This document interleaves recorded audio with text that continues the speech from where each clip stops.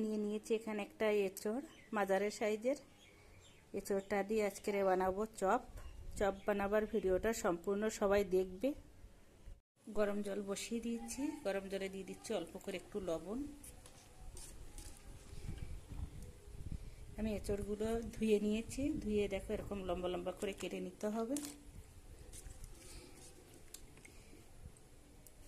এবার এই গরম জলে ভালো করে সেদ্ধ করে নেব।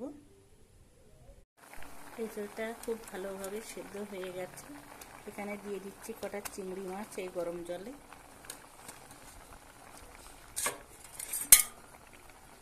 চিংড়ি মাছ আর এঁচড়টা কিছু সময় জাল দিয়ে নেবো। আর গরম জলের থেকে তুলে নিয়েছি, আর দেখো এঁচড়টা খুব সুন্দরভাবে কিন্তু সেদ্ধ হয়ে গেছে। এভাবে আমি হাতে করে ভালো করে ভেঙে নেব সব এঁচড়গুলো।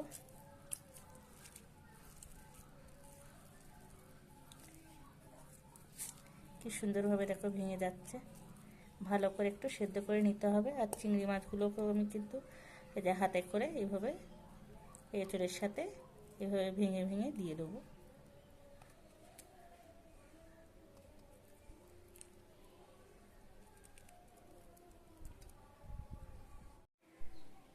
দিয়ে দেবো আদা, রসুন, কাঁচা লঙ্কা,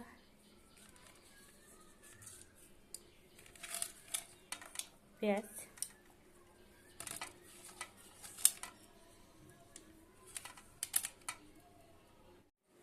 লবণ, হলুদ, আর এখানে দিয়ে দেবো ভাজা মশলা, শুকনো লঙ্কা, ধনে, জিরে,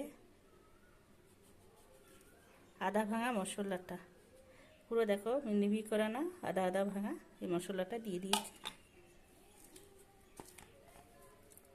কিছু সময় ধরে একটু এইভাবে খালি খালি মেখে নেব।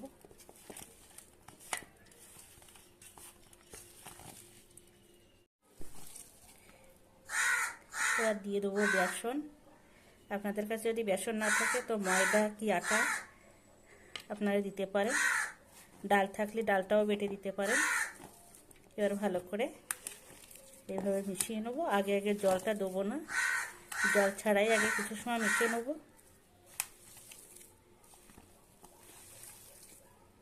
জল ছাড়াই খুব সুন্দর করে দেখো মেখে নিয়েছি। একটু সময় নিয়ে মেখে নিতে হবে। আপনারা কিন্তু এরকমভাবে ছেপটা দিয়ে নিতে পারেন, এই ছেপটাও কিন্তু দিয়ে নিতে পারেন, চাইলে গোল ছেপটাও দিতে পারেন।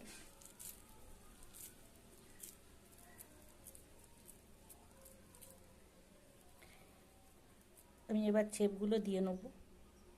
কড়াইতে তেলটা গরম হয়ে গেছে, এবার আমি ছাড়বো তেলের উপরে।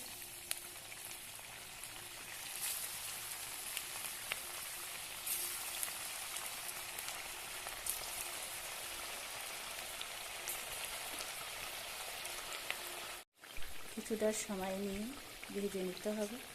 দেখো কি সুন্দর লাগছে, আর লাল লাল করে ভেজে নেওয়াও হয়ে গেছে। এবার তুলে নেব, বাকিগুলো একইভাবে ভেজে নেব।